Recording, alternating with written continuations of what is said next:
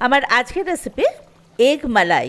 খুব কম কিছু ঘরোয়া উপকরণে আর খুব সহজেই এই রেসিপিটা বানিয়ে ফেলা যায়। এটা লুচি, পরোটা, নান, গরম গরম ভাত, ফ্রাইড রাইস, পোলাও সব কিছুর সঙ্গে খেতে খুব ভালো লাগে। এর জন্য আমি 12টা ডিম নিয়েছি, যেটা সেদ্ধ করে খোসা ছাড়িয়ে রেখেছি। এতে দিলাম 1 টিস্পুন নুন, 1/4 টিস্পুন হলুদ গুঁড়ো আর 1/4 টিস্পুন শুকনো লঙ্কা গুঁড়ো। হলুদ গুঁড়ো আর শুকনো লঙ্কা গুঁড়োটা আমি ডিমে একটু রং আসার জন্য দিয়েছি। আর ডিমগুলো কাটা দিয়ে কিন্তু আমি ফুটো ফুটো করে নিয়েছি প্রত্যেকটা ডিম, যাতে নুন, হলুদ, মিষ্টি বা অন্যান্য মশলাগুলো ডিমের মধ্যে খুব সহজে ঢুকে যায়। এবারে একটা মিক্সিং জারে আমি 2টো মাঝারি সাইজের পেঁয়াজ আর 2টো তেজপাতা নিয়ে ভালোভাবে পেস্ট করে রেখে দিয়েছি। আর নিয়েছি 4টে মাঝারি সাইজের আলু, যেগুলো আমি খোসা ছাড়িয়ে ভালো করে ধুয়ে মাঝখান থেকে কেটে দুভাগ করে রেখেছি। এটা আমি সেদ্ধ করে নেব। এবারে ওভেনে কড়াই বসিয়ে তাতে দিয়ে দিলাম 100 মিলিলিটার মতো সাদা তেল।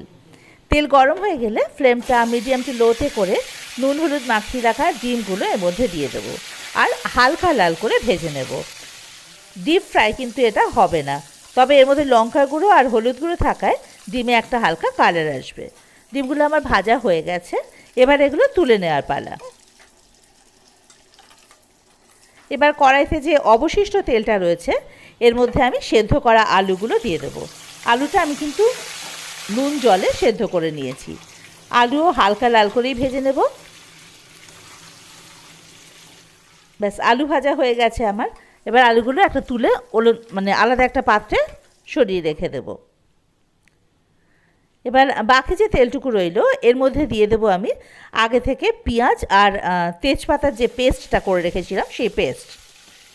ফ্লেমটা মিডিয়াম টু লোতে করে এটা আমি বেশ কিছুক্ষণ ধরে একটু কষিয়ে নেব।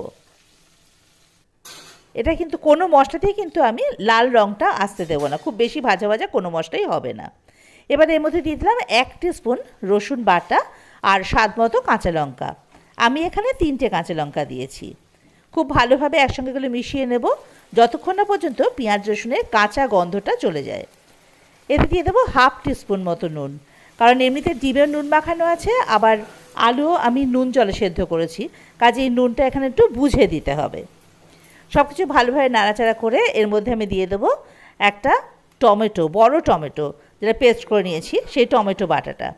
আবার সব কিছু একসঙ্গে ভালোভাবে কষিয়ে নেব।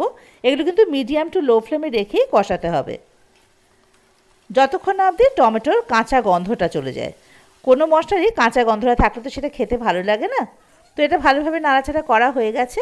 এবার এর মধ্যে ভেজে রাখা আলুগুলো দিয়ে একটু মশলার সঙ্গে মিশিয়ে ভেজে রাখা ডিমগুলোও দিয়ে দেবো। এবার সব কিছু একসঙ্গে খুব ভালো করে মিশিয়ে নেব। এবারে এর মধ্যে দিয়ে দেবো নারকেলের দুধ। আমি নারকেলের দুধ বাড়িতেই তৈরি করে নিয়েছি, আপনারা কেনা নারকেলের দুধও ব্যবহার করতে পারেন। আর যদি নারকেলের দুধ না খেতে চান সেক্ষেত্রে এমনি কাউ মিল্ক ইউজ করতে পারেন। আমি আধখানা নারকেল কুড়িয়ে মিক্সারে ভালোভাবে গ্রাইন্ড করে নিয়ে ওই বাটা নারকেলে 1 কাপ উষ্ণ গরম জল দিয়ে ভালো করে মিশিয়ে ছেঁকে নিয়েছি। ব্যাস, আমার নারকেলের দুধ রেডি হয়ে গেছে।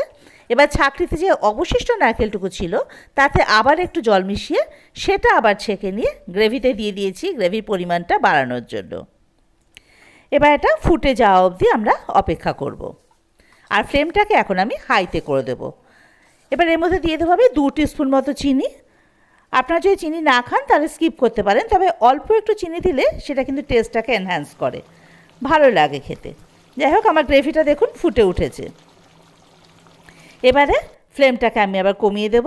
এবারে এর মধ্যে দিয়ে দেবো আমি গরম মশলার গুঁড়ো। আমি 1 টিস্পুন গরম মশলার গুঁড়ো দিয়েছি আর দেবো 1 টিস্পুন ঘি। ঘি আর গরম মশলার গন্ধটা এখানে খুব ভালো লাগে। সব কিছু ভালোভাবে একসঙ্গে মিশিয়ে নেব কিছুক্ষণ ধরে। সব ভালোভাবে মেশানো হয়ে গেছে। এবারে গ্যাসের ফ্লেমটাকে অফ করে দিয়ে ঢাকা দিয়ে স্ট্যান্ডিং টাইমে রেখে দেবো মিনিট খানেকের জন্য। মিনিট খানেক পর ঢাকাটা খুলে নিলে রেডি আমাদের এগ মালাই। এবার এটা পরিবেশন করুন রুটি, লুচি, পরোটা, নান কিংবা ভাত, ফ্রাইড রাইস, পোলাও সব কিছুর সঙ্গে। এটা খেতে কিন্তু ভীষণই ভালো লাগে। আপনারা অবশ্যই এটা বাড়িতে তৈরি করে খেয়ে দেখবেন।